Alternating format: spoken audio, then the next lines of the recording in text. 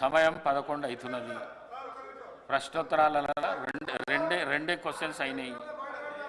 ప్రశ్నకు పరిమితమై ప్రశ్న అడిగితే జవాబుకు పరిమితమై చెప్తేనేమో 10 ప్రశ్నలకు సభ్యులకు న్యాయం చేసినట్లు అవుతుంది. ఈ విధంగా అయితే చేయలేము మేము. దయచేసి కోమటిరెడ్డి వెంకటరెడ్డి గారు మాట్లాడిన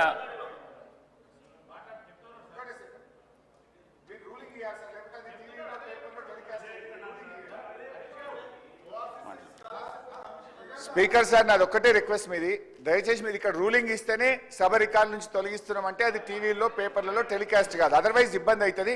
ఇంకొక చిన్న సబ్మిషన్ సార్, మనం నార్మల్గా రోడ్ల మీద డ్రంక్ అండ్ డ్రైవ్ టెస్ట్ చేస్తాము. ఇప్పుడు అసెంబ్లీలో కూడా బయట డ్రంక్ అండ్ డ్రైవ్ టెస్ట్ చేయాల్సిన అవసరం కనబడతా ఉంది. కొంతమంది సభ్యులు పొద్దున్నే బాగా డ్రంక్ చేసి సభలోకి రావడం వల్ల వాళ్ళు ఏం మాట్లాడుతుందో సోయి లేకుండా మాట్లాడే పరిస్థితి వచ్చింది.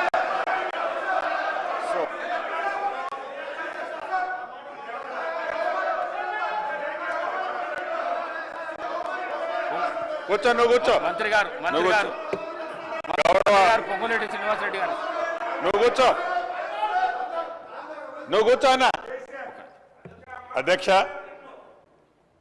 ఏదైతే బాగా అనుభవజ్ఞులు, చాలా సీనియర్ మోస్ట్ మాజీ మంత్రివర్యులు హరీష్ రావు గారు ఇంతకు ముందు మాట్లాడిన వర్డ్ చాలా బాధాకరమైంది. సభకే కాదు సమాజం తలదించుకునే పదం వాడటం జరిగింది. ఇది సభలో అంటే మీరు ఒక పక్క కౌంటర్ చేసుకుంటూ ఏదో ఒక సందర్భంలో మా గౌరవ ముఖ్యమంత్రి గారు ఏదో ఎవరిని కోడ్ చేయకుండా వాళ్ళు ఈ బాటిల్స్ అనే సబ్జెక్టు మాట్లాడిన దానికే మీరు గుంజుకున్న వ్యక్తిగతంగా వ్యక్తులని పాయింట్అవుట్ చేస్తూ అనుభవం ఉన్న మీరు ఏదైతే మీరు మాట్లాడారో ఇది చాలా అభ్యంతరకరమైన పదం. తప్పకుండా ఇది మీరు కాదు, మేము మాట్లాడినా వ్యక్తిగతంగా ఇట్లా తప్పు. ఇక్కడ దీనికి సభా సాక్ష్యంగా మీరు క్షమాపణ చెప్పాలని డిమాండ్ చేస్తున్నాను.